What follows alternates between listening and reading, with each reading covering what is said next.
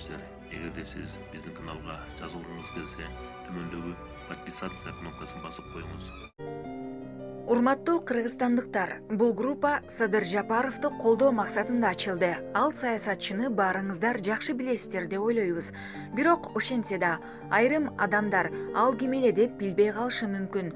Ошол себептен улам анын буга чейин басып өткөн жолдорун, жасап жаткан эмгектерин билдире кетели.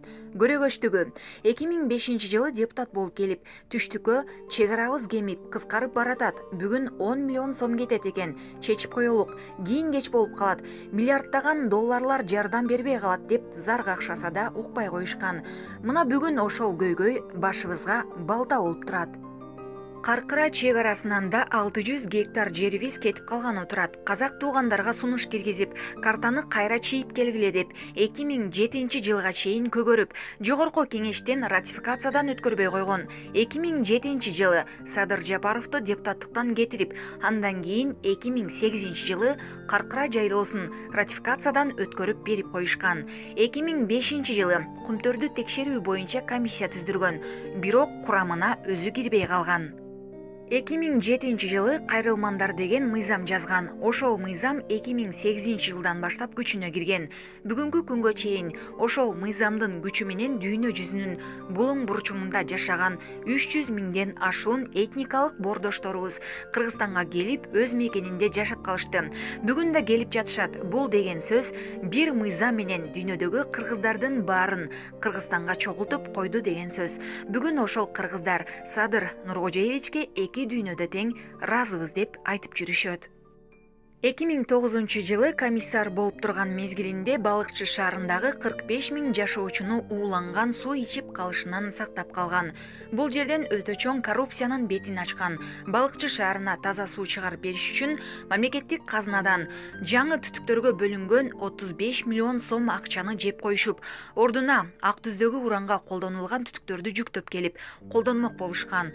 Ушуну токтотуп калган. Эгер ал түтүктөрдү коюп салышканда балыкчы элинин бүт бары 7-8 жылдан кийин ак кан оорусу менен ооруп калышмак экен.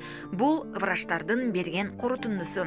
Жыйынтыгында 3 киши камалып, 17 чиновник жоопкерчиликке тартылышкан. 2010-жылкы Ош кок алаңында түштүккө жетип барып, кыргыз-өзбек кагылышуусун токтотконго чоң салымын кошкон. 2010-жылы кайрадан жогорку кеңешке депутат болуп келип, сот системасын көз карандысыз кылуу үчүн реформа баштаган. Бирок бийликке көз карандысыз соттун кереги жок болчу. Жыйынтыгында көпчүлүктөн колдоо таппай, жападан жалгыз калып, көз карандысыз сот системасы түзүлбөй, бийлик башындагылар бүгүнкү чөнтөк соттор системасын түзүп алышкан. Мегакомду ит бекер суммага сатып жибере турган болушканда, аны сатырбай сактап калган. Азыр Мегаком мамлекетти багып жатат. Кумтөрдөн кийинки эң көп киреше берип турган тармак. 2012-жылы кайрадан Кумтөрдү текшерүү боюнча комиссия түздүргөн. Өзү комиссиянын төрагасы болуп шайланып, ийне жибине чейин текшерип келип, жогорку кеңештин кароосуна коюп, Кумтөрдү мамлекетке өткөрүп алалы дегенде колдоо таппай калган. Албетте, ар кандай коррупциялык агымдар күчтүүлүк кылып кеткен. Кумтөр аферасы жан согалап, 100 миллион доллар сунуш кылганда, элимдин кызыкчылыгы баарынан жогору турат деп, ал акчадан баш тарткан. 100 миллион долларды бияка коелу. Азыр 100 миң доллар алып кармалып жаткан министрлер чаштан көп болуп кетпедиби?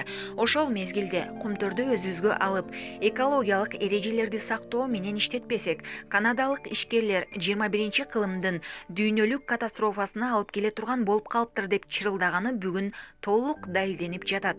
Жакында катастрофа болуп, эки жараныбыз бүгүнкү күнгө чейин табылбай жатышат. Дагы кандай дүйнөлүк катастрофа болорун бир Кудай билет. Мындан 10 жыл мурда айткан, өз көзүм менен көрүп келдим. Эртеби кечпи чоң катастрофа болот.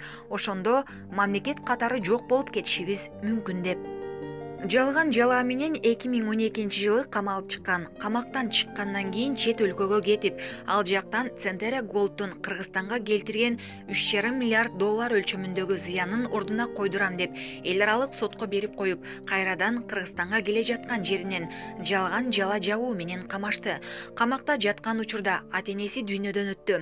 Жандай көргөн дастан баласынан ажырады. Элим үчүн иш жасайм деп ушунчалык кыйынчылык көрүп жаткан адамды биз колдой албасак, анда бизге убал жок.